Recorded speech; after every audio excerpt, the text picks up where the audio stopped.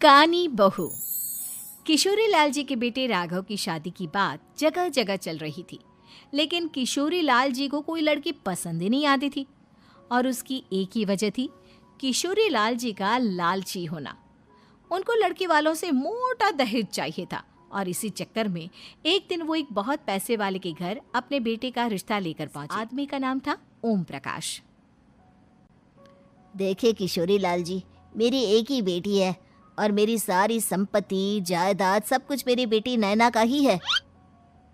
पापा, नाम से लगता है बहुत खूबसूरत हो। क्या नाम है ना? नैना।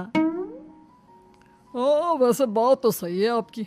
अब इतना पैसा है, जमीन जायदाद है, इकलौती बेटी, आप भी क्या करेंगे? सब कुछ उसे ही देंगे ना। बिल्कुल ठीक पहचाना आपने। बस बेटी की शादी और सारी जायदाद उस। पापा, बिना देखे हाँ कर दीजिए ना। इतना अच्छा रिश्ता फिर कहाँ मिलेगा? माला माल हो जाएंगे हम। मैं अपनी बेटी को बुलाता हूँ। अरे नहीं नहीं नहीं नहीं, आपकी बेटी का नाम नैना है, सुनकर ही लगता है बहुत सुंदर होगी। रहने दीजिए अंकल, मैं तो इतना खुश हो गया हूँ कि उसे बिना देखे शादी करने को तैयार हूँ। अब तो मैं उसका चेहरा सीधे शादी के बाद ही देखूंगा। और इस तरह राघव नैना का चेहरा नहीं देखता और उससे शादी कर लेता है। शादी के बाद अपनी सुहाग रात पर जब राघव नैना का घूंघट उठाकर देखता है तो नैना की आंखें।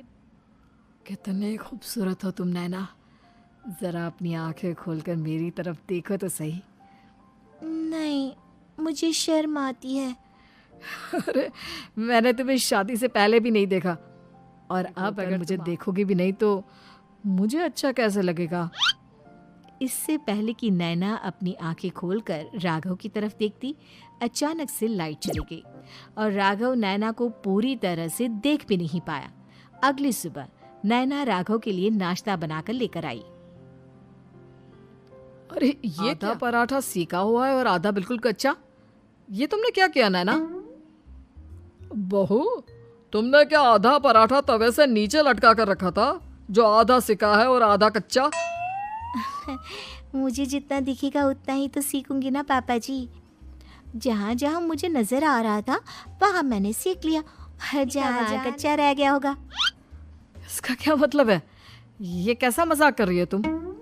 अरे बहू, तुमने इतना लंबा घूंघट क्यों लगाया हुआ है? देखो, हमारे घर में बहुओं को बेटी की तरह रखा जाता है और फिर तुम तो इतना सारा माल लेकर आई हो। देखो, ये घूंघट डालकर रखने की कोई ज़रूरत नहीं है। हाँ नैना, पापा जी ठीक कह रहे हैं, तुम तो आराम से रहो, अपना ही घर समझो। नैना अचानक से अपना घूंघट उठा लेती है। अरे, ये क्या पापा, नैना की तो एक आंख फूटी हुई है। नाम से नैना, लेकिन ये तो कानी बहू निकली। मेरे साथ धोखा हुआ है, धोखा।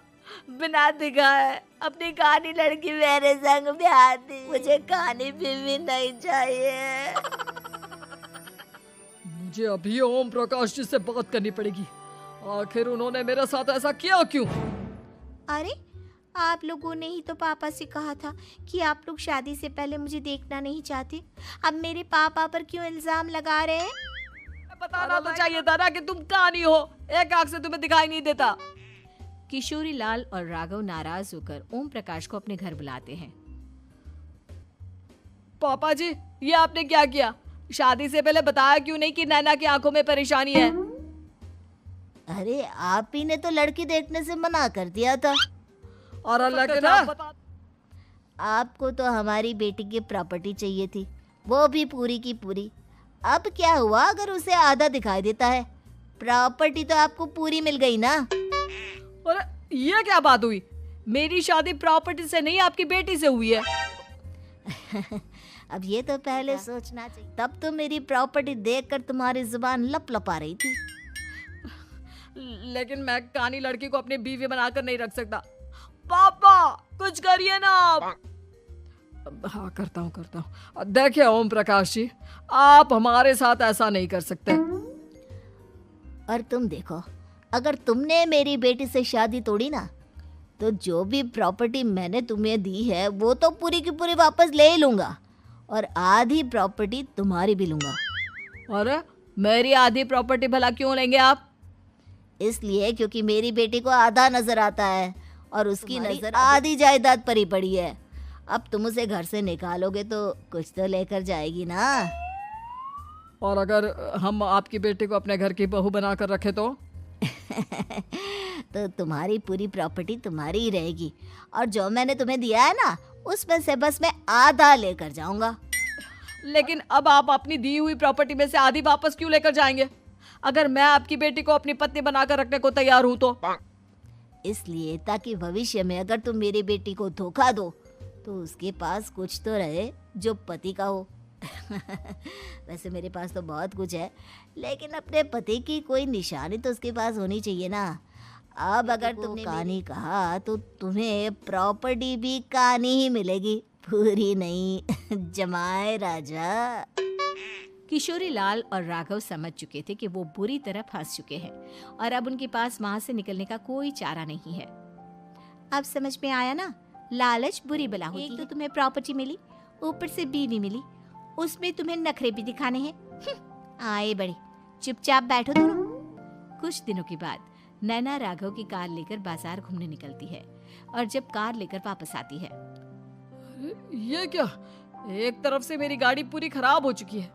लगता है तुमने मेरी गाड़ी को किसी दूसरी गाड़ी के साथ एक्सीडेंट किया है। अरे अरे, कितना बड़ा नुकसान कर दिया तुमने बहू। वो क्या है ना पापा जी, मुझे एक आंख से दिखाई नहीं दे रहा था, सामने से गाड़ी आ रही थी। मुझे तो सिर्फ आधा ही दिखाई, वो गाड़ी मेरी कार से रगड़ते हुए निकल गई। अब मैं क्या करूं बताओ? आप इसे ठीक कराने के पैसे कौन देगा? तुम्हारे पापा। तुमने मुझसे इस तरह से बात की? अभी रुको। नैना राघव की शिकायत ओम प्रकाश को कर देती है। देखो राघव, अब जो मेरी आधी प्रॉपर्टी तुम्हारे पास थी ना उसमें से आधी और मैं लेकर जाऊंगा, क्योंकि तुमने मेरी बेटी को डांटा। अरे नहीं नहीं पापा जी, गलती हो गई, माफ कर दो। गलती की तो कोई गुंजाइश। अगली बार मेरी बेटी को डांटा तो बची हुई आधी में से आधी और ले जाऊंगा। लालच के चक्कर में हम दोनों ने बहुत बड़ी गलती कर दी बेटा। एक तो तुम्हें कानी बहू मिली और ऊपर से जो माल मिला वो भी काना। इस तरह राघव की हर एक गलती पर ओम प्रकाश उसके आधा हिस्सा लेकर अपना सारा माल वापस ले गया और राघव को कानी बीवी से काम चलाना पड़ा। भाई लालच वाकई में बुरी बला है।